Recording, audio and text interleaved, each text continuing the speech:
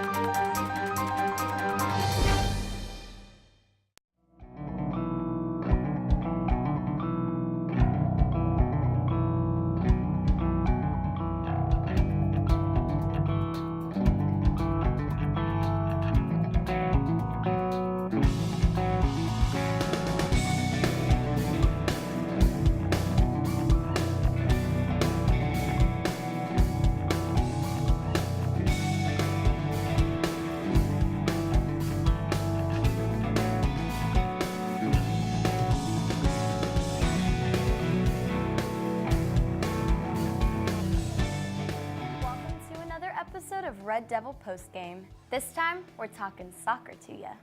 I'm your host, Renimi Mam. Last night was the much anticipated Germantown versus Houston playoff. It sure was a nail-biter from start to finish.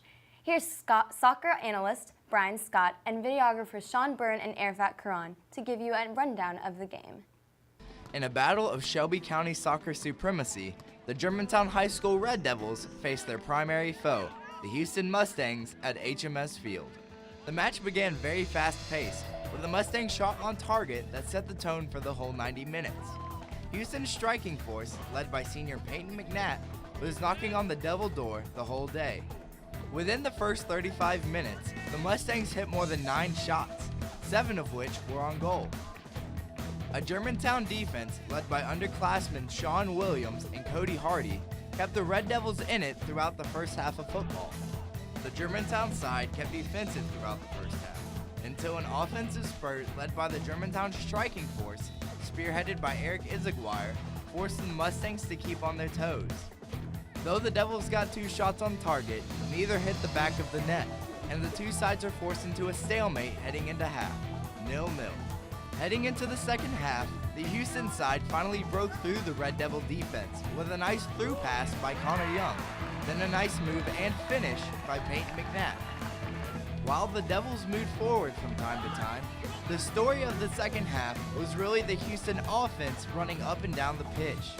In the 79th minute, Stefano De La Rosa scored a beautiful toe poke to the bottom left-hand corner, following a great 65-yard run from midfield. Houston continued their offensive ways after an amazing cross by Stefano De La Rosa went unmarked in the box. Ben Shepard tucked in the easy opportunity past goalie Nico Rokas. Trying to come back, the Germantown side sent men forward and created another opportunity in the box, but it was to no avail. The Devils did their best to come back from this margin, but it just wasn't in the cards tonight. However, the Devils still gave a valiant effort to go down fighting 4-0. What a game. Brian Scott joins us now. So Brian, what do you think was Germantown's fault on this game? Now I know that they won the Collierville game and knocked them out of the charts, so what went wrong? I feel like nothing went wrong with our side. I feel like a lot went good with the Houston side. One of those things that went good with them is their midfield. Their midfield was so powerful, so pacey, so accurate with their passing. That's something that you need to win a football game, and that's something that all midfield should strive for. I mean, you look at their passing it up to their striking force. So many opportunities on goal that they had.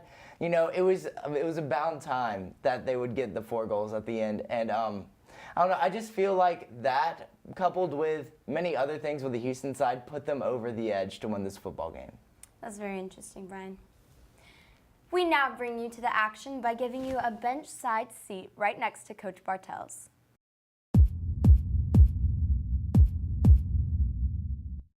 Bam! Go for the ball. You guys got to open your mouth. It's the same thing as yesterday. Give it all you got, as much as you can. You see him coming. You got to go through. If you go in halfway, that's when you're going to get hurt. All right? Hey, make sure we know where we're marking. Hey, not bad, Chase. Got to have you more connected centrally. So Coach Bartels really played with formations this game. Can you explain more on that? Yeah, he opened up with a 4-2-3-1, which is a very attacking formation.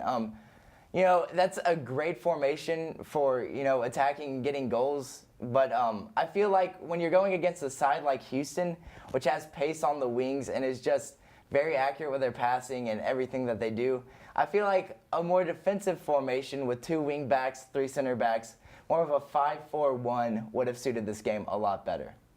I agree. While we witness all the hard work the offense and defense bring to the field, we can't forget what hard work happens in the penalty box. We caught up with goalie Nico Rokas after the game. Thanks, Raneem. I'm here live at HMS with Germantown's goalie, Nico Rokas. So, Nico, tell me, what is your motivation to keep going in the game, especially when you face a tough offense like in today's game? Just my teammates and that trophy, when I get to the trophy, you know. As Germantown goes home with a loss, what is your strategy to make sure the next game is a win for Germantown? Practice, you know. That's, I don't know, talk to our teammates, make sure we get everything we need to get down pat. No mess ups. And what are the team's strengths and weaknesses as a whole? We're pretty strong in the defense area, but when we get up top, we'll start to slip, and we can't shoot, so that's that. Thanks, Nico. Back to you, Raneem. Nico is obviously an impeccable goalie. Can you just give us just a little bit about how great of a goalie he is? Well, Nico does 2 things as a goalie. He handles the ball impeccably, and he's also a great leader on the pitch. First of all, his handling. So many shots were on target in the first and second half. In the first half, he didn't let any go past him. And I think that's something that should be admired, and that's something he should be honored for. He did a great performance in that first half, and in the second half too. He's also a leader on the pitch.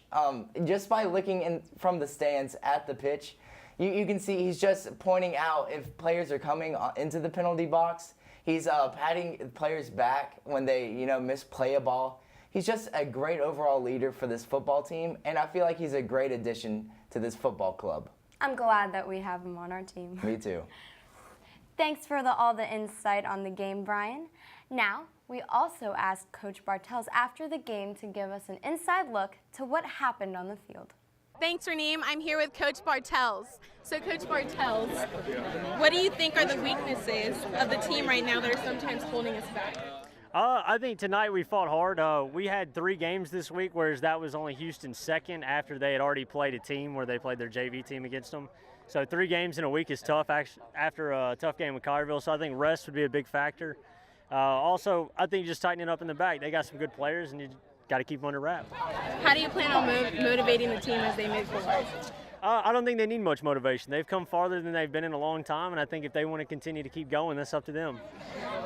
Germantown has definitely made a comeback compared to the last few years, and what do you feel is responsible? I think the team captains and the team seniors, they're pushing the guys along. There's only so much a coach can do. These kids, they got to play on their own, so I give them the credit. All right, well, thank you, Coach Bartels. Back to you, Raneem.